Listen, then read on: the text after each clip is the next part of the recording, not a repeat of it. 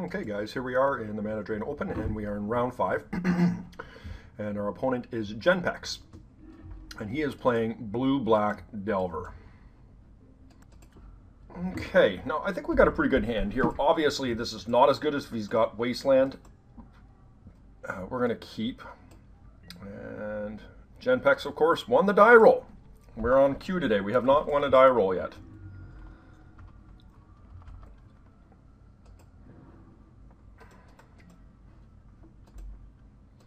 And that's a pretty good play for our opponent there. I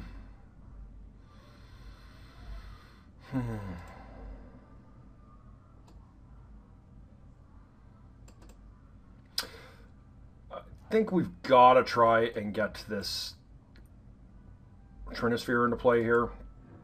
I mean, setting a Chalice at 1 is obviously very good, but you know, if he's got the Force, there's not much we're going to be able to do here. And we're going to be able to race this pretty easily if this does land, and it doesn't.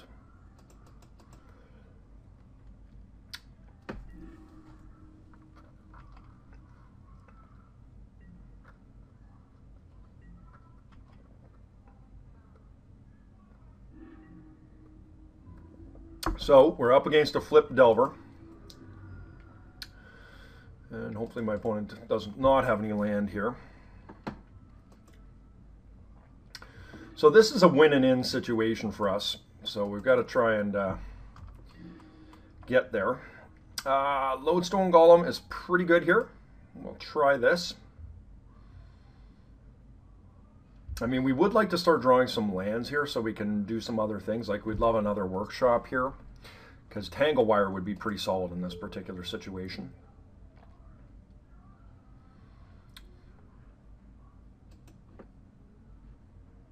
Let's see if we can get him into play here. And this also puts us in a decent racing position too. Okay, double Force of Will. And this is not something I'm necessarily unhappy with. Preordain. Reason being is we are going to be able to hopefully resolve a Kadaltha Forge Master here.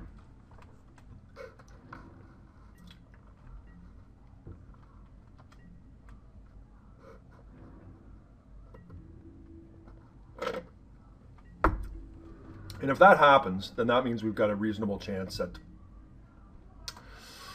unfortunately, we can't cast it here, but let's try and get out a Tangle Wire. Let's see if that resolves. Okay, it's nice. It's got a spell Pierce for it. We can't pay it.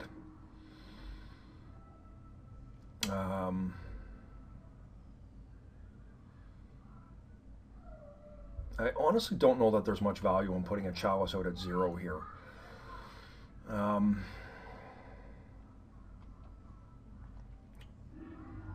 We are, of course, missing on lands quite badly, so we are going to need to get a little bit lucky here.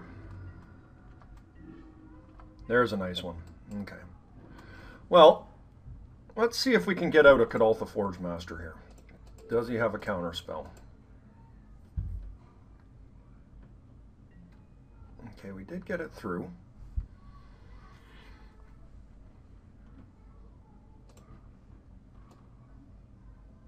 I'm just going to set this out at 0 now. And yeah, let's just hope we can keep our Forge Master around, guys. And if we can, I think we've got a good chance. Okay, that's just fine.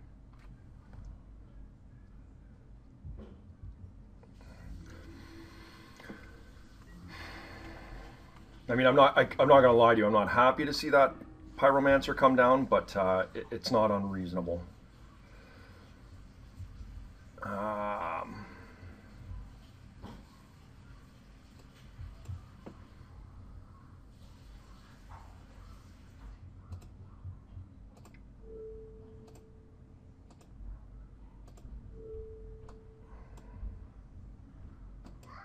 See if we can resolve a Chalice at 1, which would be very good. And we have 3 leftover mana, so I guess we just cast a Sphere of Resistance here. Excuse me. And we are going to, I mean, it's questionable whether we wasteland here or not, but I think I'm going to. I mean, he can gush here. And it looks like that's what he's going to do. Nope. Okay, well, guys, let's see what happens here.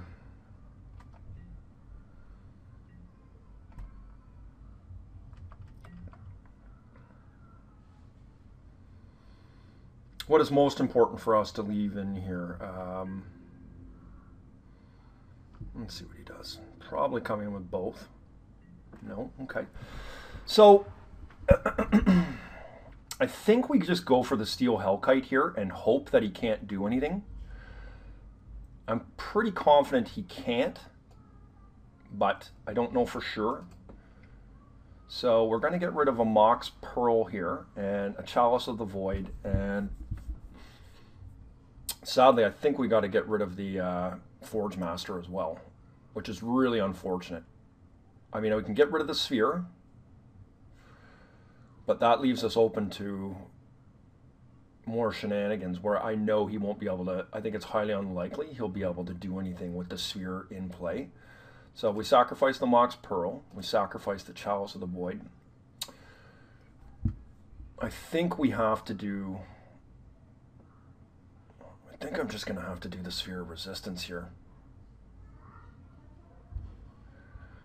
Yeah, I really don't want to just get rid of the Forge Master. But the thing is we're not going to be able to cast much. I'm going to do the Forge Master against my better judgment here.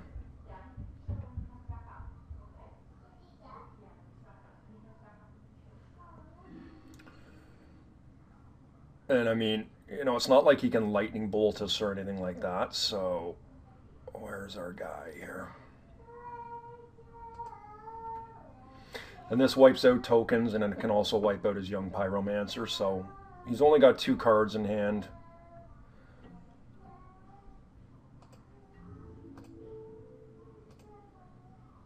And let's just hope it's enough, guys. All right, looks good.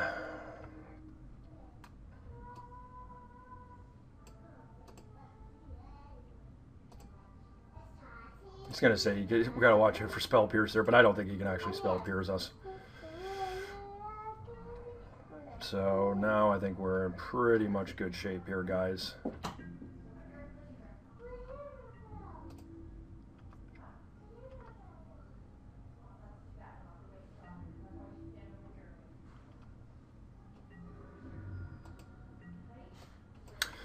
So I don't think he can actually cast anything here. I mean, we are getting perilously low on life, but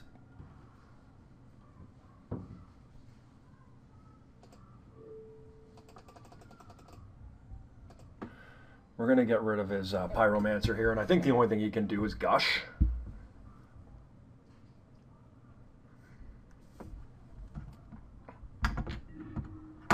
Okay, so he didn't do anything, which is good news for us. So I suspect we've got this locked up, but let us see.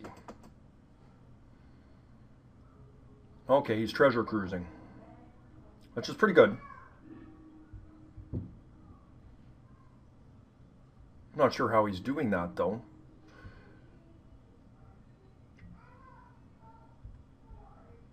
Oh, this negates. It's yeah, that's really nice for my opponent there. He gets over the spheres with Treasure Cruise. Black Lotus. Wow. Okay. So hopefully next turn here, I mean, Chalice of the Void is definitely something, but not what we're looking for in this particular instance. We're going to be able to remove his Black Lotus, hopefully.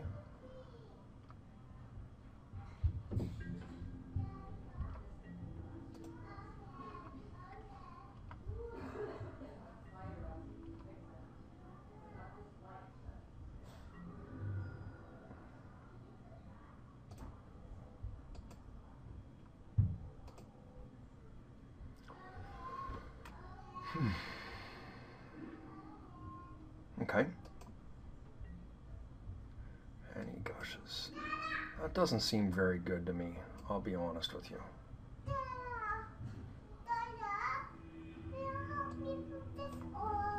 Oh, you have to ask Mommy, honey. Well, that is pretty much how you script it against Delver. You know, when you have the Forge Master into play, they're going to have difficulty dealing with your Hellkite. You get the block in, and then on the swing back, you get to usually remove quite a few of their permanents.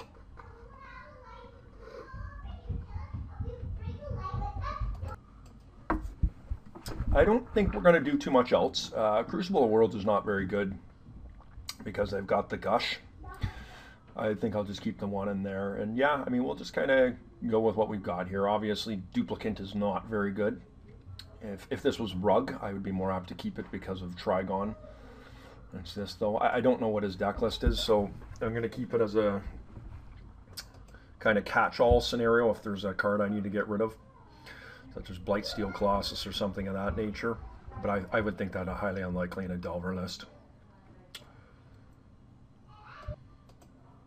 Okay.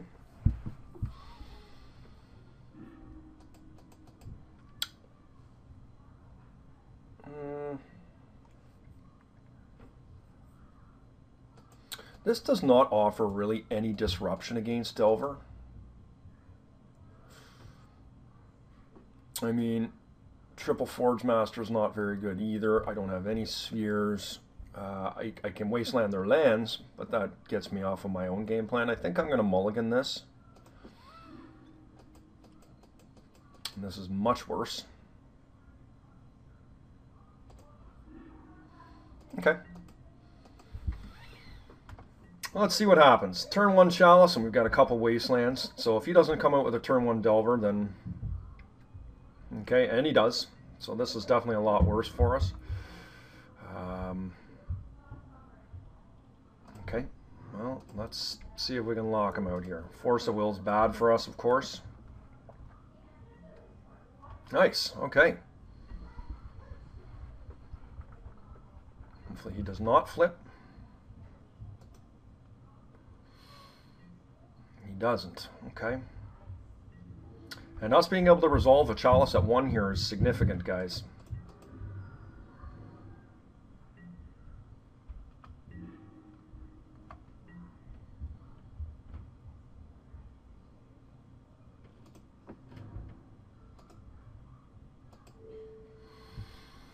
Now, the question is do we want the red source or the blue source? And I mean, the red source can hit Ingot Chewer, but I think blue is what we want here. Keeping him off his... Yeah, we'll take his blue source. I'm not sure if that's correct or not.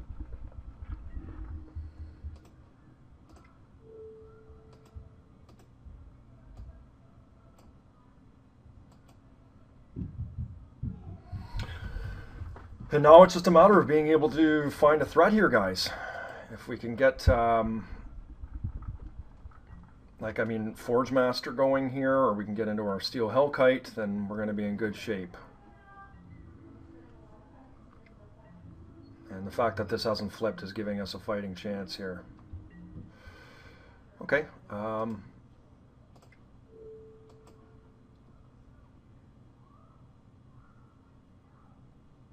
And hopefully our opponent does not have a land here.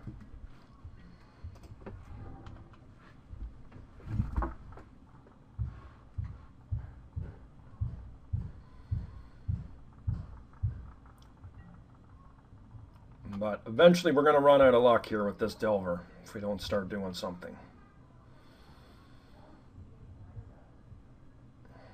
And our lock is fragile to say the least, so... That's not a card I'm happy to see. Force of Will. No big deal if he doesn't have any land.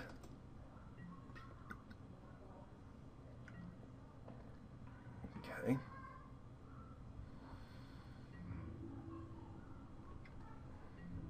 Also wouldn't mind drawing my Crucible of Worlds in this situation. Tangle Wire. Nice draw.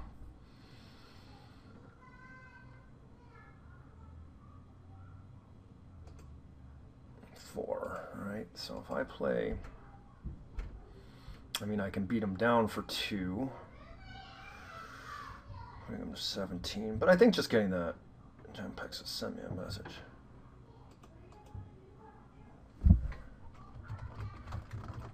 Saying Trinisphere is still as good as ever, and he is right. It is very good.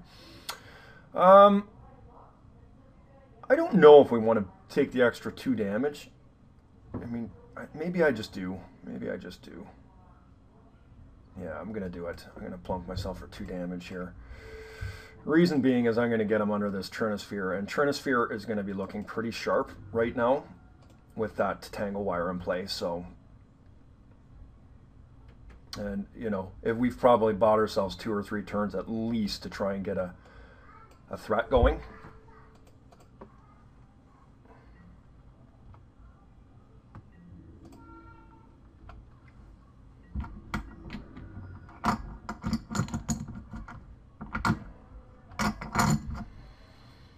And if he misses here again, boy, are we ever getting value. And he did. See, we're getting 2 full free hits off him with this tangle wire.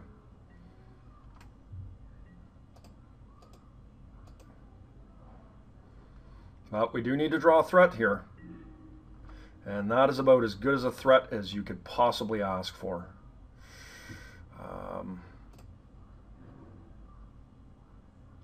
It's going to cost us 5.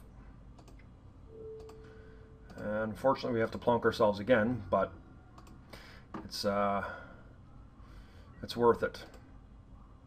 And if he misses here, I feel like we've got a pretty good chance of outracing him here, guys.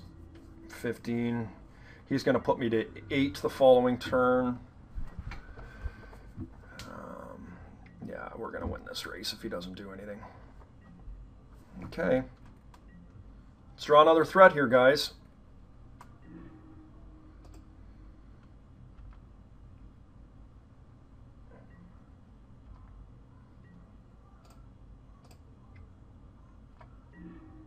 Duplicate. What a draw.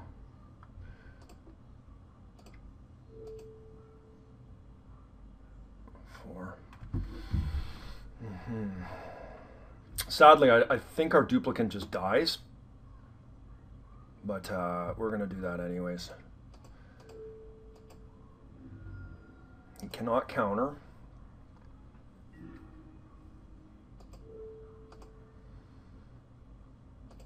Not sure how this works. I know when you take a metamorph that your guy just dies. Okay, it does work. We get a 1/1. And yeah, guys, I think we're going to get there. I mean, not to say my opponent can't have an instant of some sort that can get over our stuff, but I think it unlikely. Well, he can't over the Trinisphere.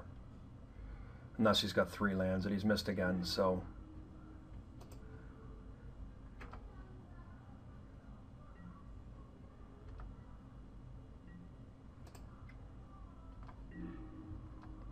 You know, for these type of decks, they're just gonna have difficulty with the resolved Trinisphere. They cheat on lands quite a bit, so I think we got there. And there is an Ancient Grudge in the graveyard, which cannot be cast. 1, because he doesn't have the mana, and 2, he can't get it under a Trinisphere, so...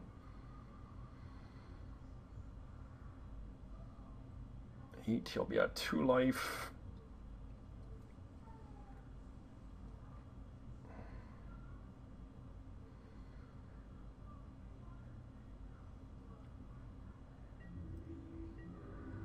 All right, guys. Well,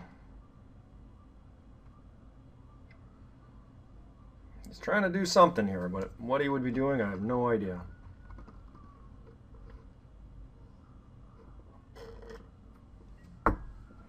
Can't cast over a Trinisphere. And there's his land. All right.